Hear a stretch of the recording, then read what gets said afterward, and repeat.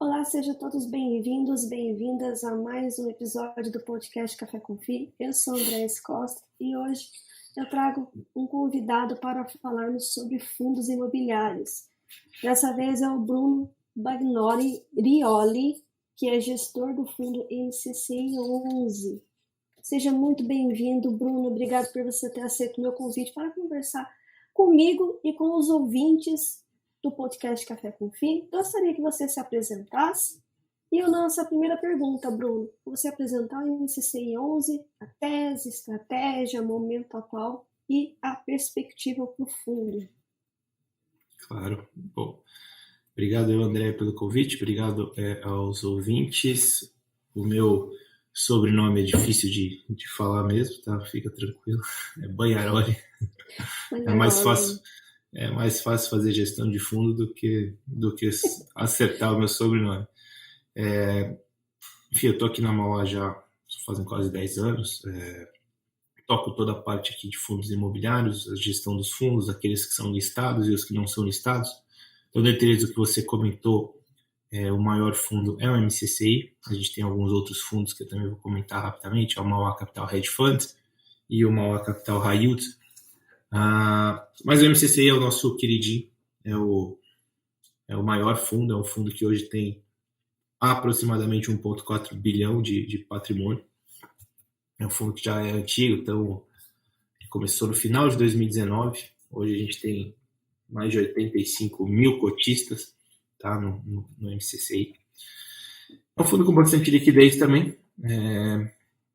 Negocia aí uns 4 milhões de reais todo dia, em média. Então, é um fundo que o pessoal tem conforto em comprar, em vender, né? Tem bastante espaço para entrar e sair.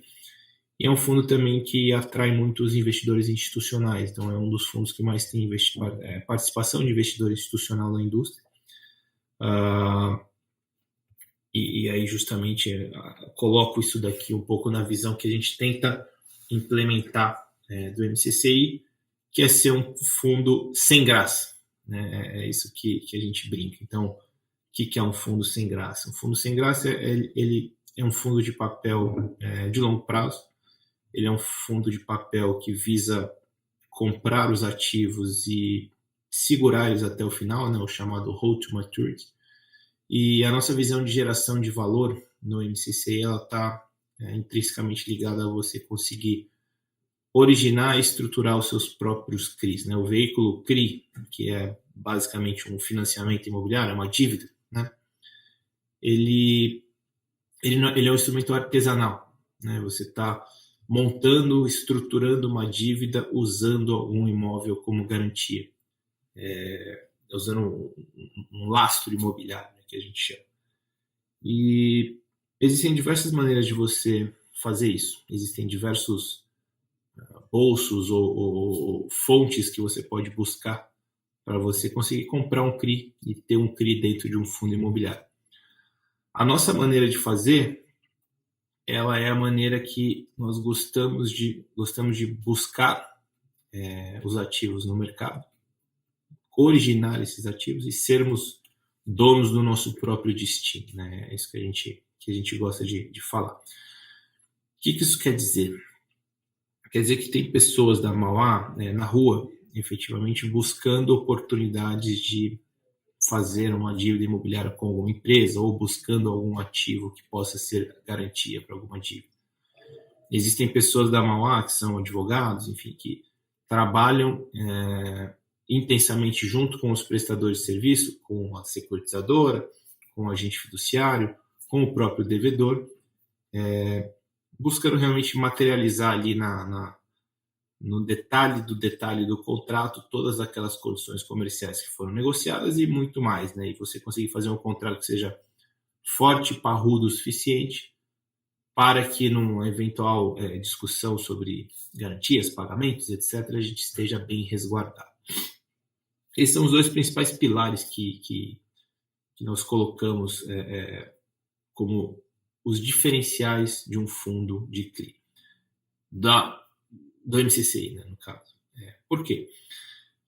A Mauá sempre foi uma casa que usualmente fazia gestão de ativos para investidores institucionais, estrangeiros, etc. E esse pessoal, ele não te paga como gestor para você ser um cara que vai lá e compra CRIs do mercado, liga para um banco e coloca aqui na sua carteira, liga para o amiguinho do outro fundo e compra os CRIs dele. Você sempre tem que trazer algo diferente para a mesa. Tem que sempre trazer algo proprietário, algo seu. E é o que a gente faz. A gente acredita muito que você ter o controle daquilo que entra no fundo, ele é o completo diferencial aqui para você estar posicionado numa, vamos dizer, acima da linha de risco e retorno, né? Então, você sabe, todo mundo sabe que o risco e o retorno eles andam juntos. Existem fundos high yield, existem fundos high grade, mas na prática, como é que você, se a gente está sempre buscando gerar um retorno a mais para um risco a menos? E como você está falando de dívida, e principalmente uma dívida com garantia, a melhor maneira que a gente encontra de fazer isso é justamente ter uma assimetria de informação sobre aquele papel, ter uma assimetria de informação sobre aquele CRI. E a gente consegue isso justamente indo lá, fazendo, conhecendo, indo ver qual é a garantia, sabendo o que a gente está realmente pegando, visitando. Eu brinco, né? Todos os devedores do MCC, eu tenho o WhatsApp deles, né? E nós somos majoritários em mais de 80% das operações do fundo, ou seja, a Mauá e os veículos de gestão da Mauá, eles possuem 50% mais um, ou 100% em alguns casos, daquele CRI. Isso significa que numa assembleia que a gente precisa fazer qualquer mudança, o que importa é a opinião da Mauá. A gente não precisa, deixa eu aqui sentar com os outros credores e discutir o que a gente vai fazer, etc. Não. Isso a gente define num comitê interno e resolve. E aí pega o WhatsApp e manda e tá feito.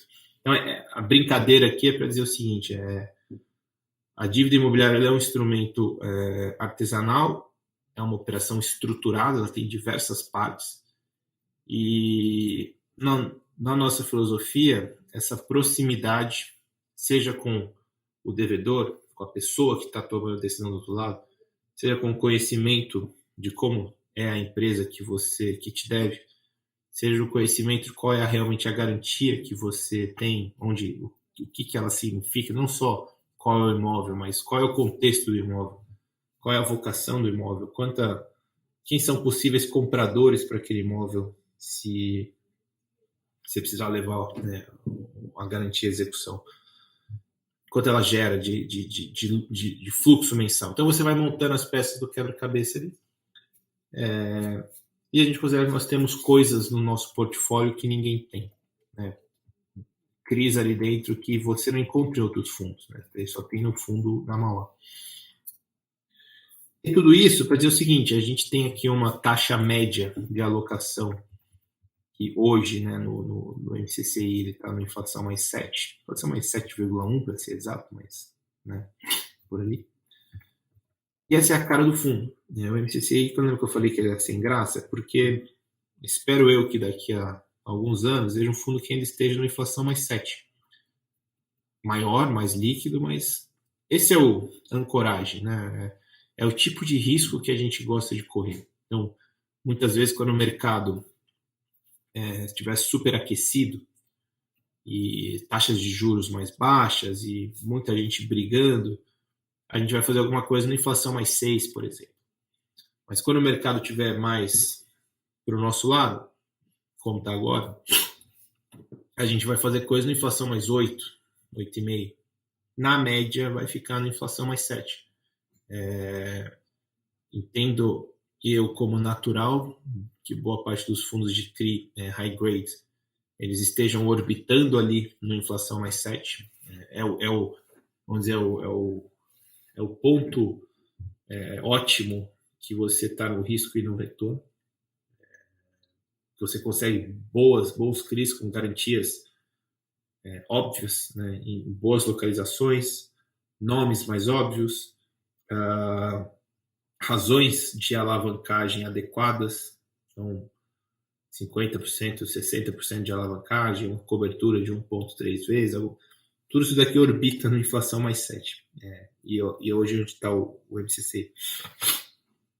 Agora, o que a gente acha? A gente acha que, na média, os nossos papéis estão um pouco mais protegidos do que deveriam estar nesta casa de remuneração de inflação mais 7. Então, eu estou entregando uma boa rentabilidade sem precisar entregar menos retorno. Esse é o resumo do que tem dentro do fundo. Tá? Então, ele preza muito por essa questão de termos as garantias reais bem localizadas. Então, mais de 80% do fundo ele está localizado em São Paulo, Sudeste, basicamente. Tá? E temos também a filosofia que mais de 80% do fundo ele está alocado em operações. Foi a própria Mauá que estruturou. Tá? Isso é importante, todo esse ponto que eu estou fazendo aqui de a força dessa originação. Mais de 80% do fundo são setores defensivos, que a gente chama, que é o setor comercial, logístico e residencial. Principalmente, a maior exposição que a gente tem é no segmento logístico, é o mais protegido, né? É o que oferece melhor proteção no aspecto garantido. E mais de 80% do fundo nós temos o controle, né? Lembra aquilo que eu falei? Mais de 50% do CRI é nosso, então a gente que manda. Então essa é a nossa filosofia. É um fundo que é majoritariamente indexado à inflação. Então acreditamos que o imobiliário ele roda em volta da inflação, então é muito mais natural para um CRI ele ser inflação mais alguma coisa do que CDI mais alguma coisa, porque os imóveis corrigem com a inflação, os contratos de aluguel corrigem com a inflação, então você está fugindo de um risco de descasamento que você poderia ter, tá? No caso de um CDI mais.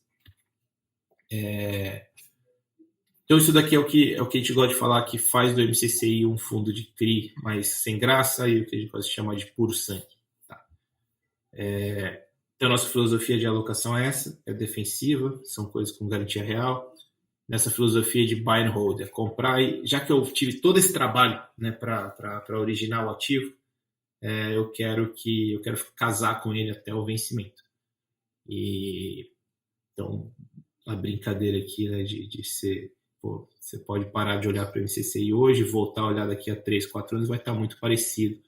Os ativos que tem lá, o tipo de ativo que tem, o tipo de risco que ele corre. E especialmente aqui para finalizar, a gente gosta de aplicar uma filosofia de estabilização de distribuição de dividendos.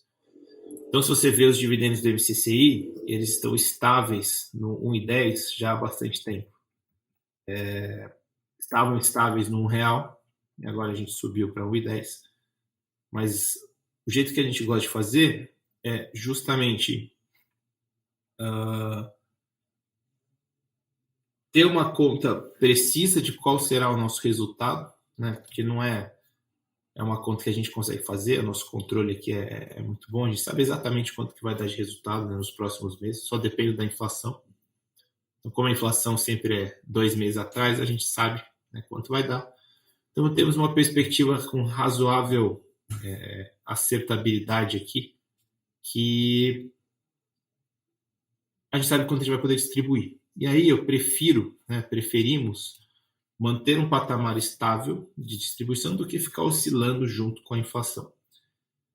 Porque, na nossa visão, a gente quer atrair aquele cotista que olha o rendimento mensal como se fosse uma espécie de salário mesmo. Ele está vendo ali aquele dividendo pegar na conta e é melhor para ele que seja sempre o mesmo número. Então, o cara recebe, sei lá, R$1.000 por mês, é melhor que ele receba R$1.000 por mês do que um mês ele receba 1.200 e no outro mês ele recebe só 700 e não tem como pagar a conta de luz, sei lá, que ele pagava usando aquele dividendo. Então, essa filosofia de estabilização de resultados a gente aplica desde o começo. No nosso entendimento, ela dá certo. Ela atrai o tipo de cotista correto para o fundo, né? Que é um cara que está menos preocupado com a volatilidade, com o que acontece no dia. E isso traz também algumas benesses. Então, estamos passando por um período deflacionário, né?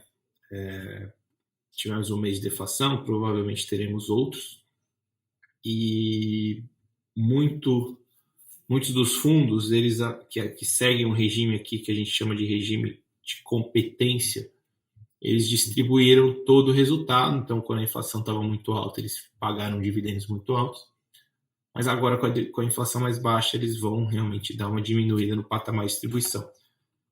A gente manteve aqui, temos uma reserva de lucro substancial no fundo. Então, a gente foi fazendo essa reserva durante um bom tempo. E agora, quando a inflação está mais baixa, a gente tem a capacidade de continuar distribuindo lá em cima, né? Mesmo com a inflação vindo mais baixa. Então, a premissa de estabilidade de distribuição aqui, ela continua válida. A gente vai continuar fazendo ela aí pelos próximos períodos. A gente está nesse patamar de distribuição de 1,10. Pretendemos continuar por aqui. E assim está o fundo, tá? Então, acho que essa é a filosofia aqui do que está dentro dele, tá? De como a gente gosta de tocar. Como eu comentei, hoje é um fundo de 1,4 bi. Ele tem hoje aproximadamente 14% do fundo está alocado em outros fundos imobiliários de CRI e mais ou menos aí 85% está em CRIs mesmo, né? Nas dívidas imobiliárias. Então a gente tem 73% do fundo em IPCA+, e cerca de 10% do fundo mais ou menos em CDI+. Então é um fundo que é primordialmente alocado em inflação. Os setores que a gente está exposto, os maiores são comercial e logístico, tá? Com cerca de 38% cada, ou seja, as garantias que estão por trás dos CRIs que a gente tem são dos setores comerciais e logísticos, e foi por escolha, tá? O logístico é indiscutivelmente o mais bem protegido, foi o que sofreu menos na pandemia, então se eu quero ter uma garantia, eu quero ter uma garantia de um galpão logístico. Que eu não estou interessado, eu como credor, eu não estou interessado na valorização do imóvel. Eu estava, eu quero que esse negócio, eu quero comprar barato, quero um shopping, por exemplo. A gente tem 0 de garantia de shopping. Não que não seja um bom ativo. Mas na filosofia de alocação, o shopping é um pouco mais volátil. Ele tem mais possibilidade de retorno, obviamente, mas ele é um pouco mais volátil. O logístico não. Ele tende a ter... Ele ficou muito bem precificado, né, durante esse período da pandemia e serviu como um bom colchão de proteção. Então, as maiores exposições setoriais são essas, comercial e logístico. Depois a gente tem o segmento residencial, que também é muito forte, né, é uma força motriz do país. E o segmento que a gente gosta muito, que é o varejo essencial, basicamente lojas de rua, etc., que também comprovadamente tem uma resiliência grande de geração de renda, que é o mais importante, né? É o tópico mais importante que a gente olha quando estamos olhando aqui a composição de garantias do MCCI. Então, assim, basicamente é isso. O fundo, de novo, é um fundo, como ele está muito grande, ele está bem diversificado, então tem aí cerca de 30 CRIs na carteira, aproximadamente. Tem uma posição também boa em fundos de CRI, que gera ainda mais diversificação. Eu for lá, faço um investimento numa gestora menor e ela, um cheque de 5 milhões de reais vira outros 10 CRIs diferentes, então a gente tem uma pulverização bem grande aqui no fundo. E é isso, assim, acho que em termos de filosofia e composição, o MCCI é assim. Ele vem sendo assim desde o começo, né? Nunca mudou. É um fundo que nunca deu susto em ninguém. A gente pretende continuar dessa maneira. Eu só queria falar um pouquinho rapidamente do maior hedge fund, depois a gente pode, acho que, voltar para as perguntas. Então, o maior hedge fund é o veículo mais novo que a gente tem, MCHF11. Ele é um fundo que hoje tem um patrimônio de cerca de 320 milhões de reais, então ele é o irmão mais novo do MCCI aqui, com mais ou menos uns 15 mil cotistas. E ele já é um bicho completamente diferente, né? Nesse produto, nós tentamos levar para o varejo algumas estratégias que antes só eram disponíveis para o investidor institucional.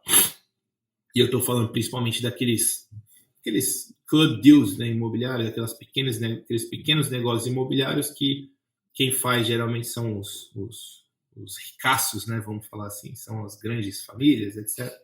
E os investidores institucionais. Na Mauá a gente fazia isso, né? Só que a gente fazia com outros veículos institucionais, e aí a gente cria o Mauá Capital Hedge Fund para poder aproveitar dessa mesma capacidade de fazer esses bons deals. Então, o que eu estou falando? O Mauá Capital, o Hedge Fund, ele é uma categoria relativamente nova de veículo, né, que tem um pouco mais de liberdade aqui para fazer as coisas. Então, ele pode investir tanto em dívida, né, ele pode investir em CRIs também, assim como o irmão dele, MCCI.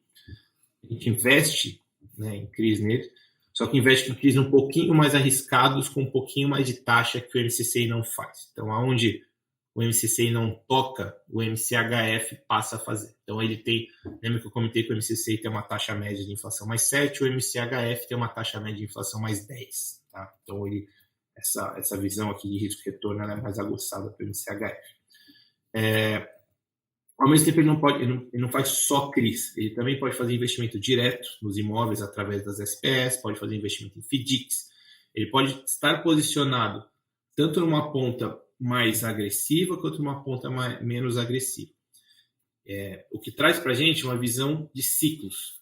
A depender de onde estiver os ciclos imobiliários, eu posso estar mais ou menos investido em algumas teses. Então, a gente estava, por exemplo, muito investido na tese de papel. As taxas de juros estavam altas, a inflação estava lá, então a gente estava muito lá. Na visão de ciclo, a gente foi desmontando essa posição para montar uma posição mais focada no tijolo, mais focada no equity, porque o ciclo está mudando agora, né? Os juros, a inflação já baixou, os juros tendem a acompanhar a inflação e baixar também, então a gente começa a mudar o posicionamento do produto. E lá dentro do Mauá Capital Hedge Fund, a gente tem um monte, que eu brinco, que é um monte de frutas amadurecendo. Então, por quê, né? O que fala, pô, você falou aqui que são os negócios imobiliários, são feitos pelos institucionais, e agora estamos trazendo para as pessoas físicas. Por que não era feito antes? É que tem um problema. Então, por exemplo, o que é um negócio imobiliário que gera valor? Por exemplo, você pegar um prédio que não tem ninguém alugando, você vai lá, compra, aí você dá um tapa no prédio, né? Você faz um retrofit, que a gente chama, que é um nome técnico, porque você deu um tapa, né? Foi lá, pintou, reformou, etc. E aí ele fica mais atrativo para potenciais inquilinos, e aí você começa a fazer essa locação, vamos dizer, em um ano, você reformou o prédio e locou ele inteiro. Ele era um prédio que não gerava renda, passou a gerar renda. Então, obviamente, você comprou mais barato lá atrás porque era um negócio que estava meio abandonado, e aí agora ele virou um negócio legal. Isso é bom, isso é bom. Isso é o que dá dinheiro? Dá bastante dinheiro. Mas para um fundo imobiliário geralmente não funciona. Por quê? Porque demora um ano para gerar renda. E aí, você tem um fundo imobiliário que está um ano sem pagar dividendos, o que acontece? A pessoa assusta, acha que está tudo errado, vende, a cota despenca, te ligam, bravo, etc. Então é muito difícil fazer isso funcionar. Então o que a gente fez? A gente fez um fundo que ele é meio isso, meio mussarela. Ele tem um pouco de tudo. Então, do lado do fundo, a gente tem operações que são geradoras de renda. Então, tem os CRIs, que eu comentei, com taxas mais altas. Tem alguns desenvolvimentos que também pagam bem. A gente tem lá dentro uma alocação estratégica no fundo Mauá Capital High Yield, que é um fundo que paga bastante dividendo, paga 1,50 por mês, mais ou menos. E o fundo Mauá Capital High Yield ele não está disponível para o varejo, né? Ele é vamos dizer, a joia da coroa aqui, que quem compra ele é o MCHF. Não existe pagamento duplo de taxas aqui, então a gente isenta a taxa de um veículo, mas para você ter acesso ao MCHY, você tem acesso através do MCHF. O que quer dizer? Eu estou gerando um caminhão de renda de um lado, enquanto isso eu posso deixar os outros negócios que ainda estão amadurecendo do outro. Então, no MCHF hoje, a gente tem aí cerca de 30% a 40% do fundo em operações imobiliárias que, quando maduras, podem render realmente acima de 20% de rentabilidade. Mas hoje não rendem nada. Enquanto eu estou carregando e amadurecendo essas operações, do outro lado aqui eu tenho CRIs, eu tenho algumas outras operações que geram bastante renda. E aí eu consigo ficar operando as duas pontas. Então, daqui a pouco, eu tenho alguma coisa amadurecendo. Uma das frutas lá amadureceu e ela começa a gerar renda. E aí eu consigo girar esse capital. Então, a nossa estratégia aqui é fazer isso. É um veículo que está fazendo bastante sucesso, né? Acho que a tese ela soa muito bem aqui, ela bem executada, é uma tese vencedora. Estamos tentando executá-la bem. Então, é um produto que tem bastante para crescer ainda está tamanho médio, né? 30, 350 milhões de reais. E também está no nosso pipeline aqui de crescer. Acho que será uma das principais estratégias da Mauá e, com certeza, uma das principais estratégias da indústria. Né? Eu acho que o veículo hedge fund, o veículo com mais grau de liberdade para poder atuar em diversas pontas, ele será, acho que, é o futuro da indústria, né? A indústria 3.0, que eu gosto de dizer. Enfim, esses são os dois nossos principais produtos, tá? O MCCI e o MCHF. Hoje a gente não tem, são onde a gente aposta aqui as nossas fichas. É isso, acho que eu fiz um panorama geral, tá, André, do tudo que a gente tem aqui.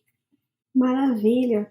Então, o MCCI é aquele fundo mais conservador, tranquilo, no qual um investidor ele tem uma certa previsibilidade, que eu acho muito interessante de ter nos fundos imobiliários. Se você tem esse foco de aposentadoria, se você tem esse foco de médio a longo prazo, é interessante você ter uma previsibilidade. Então, é muito interessante. E temos o arrojado, que é o MCHF, né? Esse é mais arrojado, mais diferente, que vem aí transformando o mercado de fundos imobiliários. Seria os dois cenários existentes na Mauá Capital hoje. Exatamente. É isso que a gente tem aqui, são esses dois produtos. Você, né, passou esse panorama então, do MCCI, um panorama do MCHF, composição da carteira para o indexador do MCCI, e a questão da taxa de performance, que eu creio que seja muito questionada aí em relação ao MCCI. Poderia falar um pouquinho sobre? Eu acho que assim, é usual, né, a cobrança de performance. Acho que faz parte do todo o mercado de gestão de recursos como um todo. A gente vê como uma maneira transparente de ser remunerado, né? E quando você fala que é questionado, eu acho que, honestamente, é uma minoria um pouco barulhenta que comenta, porque acho que a maioria das pessoas elas entendem no final do dia que é muito melhor a gestão estar alinhada na remuneração do que não estar alinhada, porque quando a gente faz aqui uma originação proprietária, é muito usual no mercado você fazer uma cobrança de um FII de estruturação. Né? Você vai lá e eu quero 1%, 2%, por ter feito esse trabalho de originação, de estruturação, etc. E a gente não faz isso, a gente cobra, mas a gente reverte tudo isso de volta para o fundo. Por quê? Porque eu estou isentando conflito, né? Eu estou ganhando junto com o cotista. Então eu vou ganhar se o cotista ganhar. Esse é o conceito mais básico de alinhamento de interesses aqui. Porque existem outras práticas que poderiam ser desalinhadas. Então, eu falo assim, em vez de chegar para o cara e falar, em vez de eu te cobrar a inflação mais 7, eu te cobro a inflação mais 6,5 e você me paga 2% de taxa de estruturação. E aí o cotista do fundo nunca vê esses 2%. Então, o que a gente faz é diferente. Eu coloco todas as taxas para dentro do fundo, a Mauá não ganha dinheiro com absolutamente nada que não seja gestão e performance. E aí, se performar, se a nossa escolha for bem feita e os fundos estiverem rendendo, se não tiver nenhum tipo de problema na carteira, se isso, se aquilo, a gente recebe 20% da performance. Acho que alinhamento de interesses, isso aqui é comprovadamente, basicamente, o que funciona, né? É muito melhor do que as alternativas. O MCCI ele é um veículo que tem essa mecânica de cobrança. Eu acho que é muito saudável, enfim, eu acho que, de verdade, é um veículo que atingiu um tamanho substancial aqui. Enfim, nesse momento ele não está pagando performance, porque o CDI está mais alto, existe E em momentos ele pagou performance, mas ele pagou performance quando realmente o cotista ganhou. Então, acho que a gente gosta do mecanismo de alinhamento de interesses, acho que é vencedor em todo o mercado. Maravilha. Em dois pontos que geram dúvidas, eu sempre gosto de trazer essas duas perguntas para os gestores, para ver, cada um tem um posicionamento, cada um tem uma visão, e justamente informando, né, e trazendo informações para os cotistas e para os investidores em geral. Em questão de emissão abaixo do valor patrimonial e alavancagem, como é que você, enquanto gestor, vê esses dois pontos? Eu acho que a emissão abaixo do valor patrimonial, ela virou um grande... onde está todo mundo olhando, né? Então, quando você tem uma emissão, você fala, pô, tá acima, tá abaixo da patrimonial. Eu acho que é válido. O conceito financeiro básico aqui diz que se você estiver emitindo abaixo da patrimonial, você está diluindo todos os cotistas, né, em prol dos cotistas entrantes. Isso faz todo sentido. A única coisa que a gente tem que sempre analisar qual é a validade daquela cota patrimonial, tá? Porque a cota patrimonial de fundos imobiliários ela pode ser constituída de maneiras diferentes a depender de quem é o administrador do fundo. Então, muitas vezes pode ser que ela não esteja refletindo totalmente a realidade. Se ela não estiver refletindo totalmente a realidade, toda essa premissa de, pô, estou fazendo emissão aqui abaixo da patrimonial, ela cai por terra. Então, a gente tem que se tomar esse cuidado, né? Só de ter certeza que a cota patrimonial que você está vendo está ali, está marcada no mercado, não tem nada em volta disso. E existe um segundo ponto também, que é o seguinte: você tem que analisar como é que o fundo vai ficar depois da emissão. Tá? Então, vamos imaginar que existem momentos oportunos em que a captação de recursos e a destinação dessa captação para um pipeline pode deixar o fundo melhor do que era antes, mesmo após a diluição.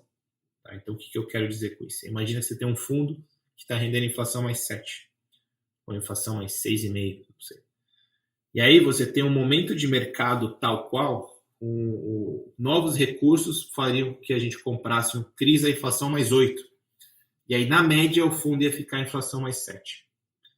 Existem cenários em que, mesmo que você seja diluído com uma cota abaixo da patrimonial, você poderia ficar melhor depois. Você poderia contar com ativos com uma rentabilidade maior. Então, existe assim, como tudo na vida depende, tá? Eu acho que é uma prática que está muito, muito difícil de você fazer hoje em dia, porque realmente está todo mundo de olho. Em alguns momentos pode ser uma pena. Em alguns momentos a gente pode estar perdendo boas oportunidades aqui de alocação, justamente por a gente estar numa trava ali de cota patrimonial que pode ser que nem reflita a realidade. Então são ponderações sobre o tema que, como tudo na vida, é um tema complexo, né? Não é, eu tinha falado da questão da emissão. Isso. E aí o outro ponto que você fez foi sobre alavancagem. A alavancagem ela é uma ferramenta de gestão, né? É mais algo que a gente tem no nosso kit aqui para gerar valor ou destruir valor se for feito da maneira errada. E com certeza bem feita é boa. Como tudo na vida, alavancagem é você realmente se endividar. E você se endividar de uma maneira incauta, exagerada, se você estiver pagando muito caro nos seus recursos, é ruim. Mas se for o oposto, é bom. Então, o mercado ele abriu boas oportunidades de alavancagem no ano passado, em que você pagava o seu custo de alavancagem em CDI e você investia aquele dinheiro que você alavancou em IPCA. E era muito melhor, né? O IPCA mais alguma coisa estava muito melhor do que o CDI. Então a gente ganhou bastante dinheiro fazendo isso. Acho que a alavancagem no MCC foi um case de sucesso. A gente começou a acelerar no momento que gerava valor. Então, chegamos a ter quase 300 milhões de alavancagem. E no momento que a gente percebeu que ia dar problema, ou seja, ia inverter, o CDI ia ficar maior do que o IPCA, a gente foi lá e desfez tudo. Então deu muito certo. A gente explorou com detalhes esse case, se eu não estou enganado, no relatório de abril ou de maio. Então convido aí o pessoal a dar uma lida. A gente fala desde o começo, tudo que a gente fez, como a gente comprou, quanto dinheiro a gente ganhou. E isso aqui gerou um resultado bom para o cotistas, mais do que, assim, chegou a ser quase R$1 por cota só dessa estratégia, né? Ou seja, quase um dividendo de um mês eu gerei através aqui da estratégia de alavancagem pelo período de um ano. Então é muito bom, sim, quando bem feito. Certamente é uma das belas alavancas de gestão que a gente tem para tratar. Tem que tomar cuidado, né? Como tudo. Exatamente, tem que estar muito bem amarrado, tem que estar ali acompanhando para não inverter e você ser pego de surpresa, né? É isso. Maravilha. Mas e agora, qual é a sua visão, né? Você falou sobre inflação, deflação. Quais os impactos que você vê para o NCCI e mesmo para o NCHF 11 e a visão que você tem no mercado como um todo de fundos imobiliários para esse segundo semestre? Então, a deflação está aí, ela vai impactar. Como o Banco Central vai reagir a essa inflação, essa deflação e a inflação mais baixa é a pergunta de $1 milhão, né? Teve, enfim, falas que poderia demorar mais, o mercado reagiu mal, voltou. Mas acho que o grande X da questão é isso. O que vai acontecer com a taxa de juros? Isso é o que vai mexer o mercado de fundos imobiliários, como a gente bem sabe. A nossa visão aqui da Mauá é uma visão um pouco mais positiva, que, enfim, a inflação vai ficar um pouco mais baixa, ela vai normalizar ali na casa dos 5%, mais ou menos, que é um número ok. Então, se você imaginar que o juro real no país, ou seja, qual é o juro acima da inflação que o país tem que ter para estar estável, não pode ser muito mais do que 3 ou 4%. Isso daqui é o que diz o livro de finanças, né? Então, se você tem uma inflação de 4 ou 5 e você tem um juro real de 3 ou 4, você está falando de um CDI na casa de 8%. De 8, 8,5, 9, ou 7,5, alguma coisa por ali que é bem distante dos 14 que a gente tem hoje. Então, entendemos aqui na Mauá que essa taxa de juros deveria convergir para esse patamar mais próximo de 8. Mas acho que só para finalizar, então, a gente imagina aqui que os juros devem voltar para patamares próximos de 8, não sei se 1 ano, mas 2 anos. E mega benéfico para o segmento de fundos imobiliários, né, por motivos óbvios. O segmento de tijolo ele vem performando muito bem, justamente porque o pessoal está tentando antecipar esse movimento da captura aqui do crescimento advindo da queda de juros. O tijolo, o segmento de tijolos em si, ele tem algumas limitações para crescer mais, né, para subir mais. Alguns fundos eles têm alavancagem, o que no fundo imobiliário de tijolo, às vezes são alavancagens um pouco mais agressivas, que custam um pouco mais caro. E o gestor pode se ver numa situação de ter que, às vezes, vender um ativo para pagar a dívida. Mas o pessoal buscou. O tijolo estava muito barato nos últimos meses, deu uma voltada boa. Hoje ainda está barato, não está mais tão barato quanto estava antes, mas ainda está numa boa oportunidade. Fundos de CRI caíram, voltaram aí para cotas próximas da patrimonial, o que é uma oportunidade de compra muito interessante. Então, somos compradores de fundos de CRI, somos um pouco compradores de fundos de tijolo. E o mercado em si está indo muito bem.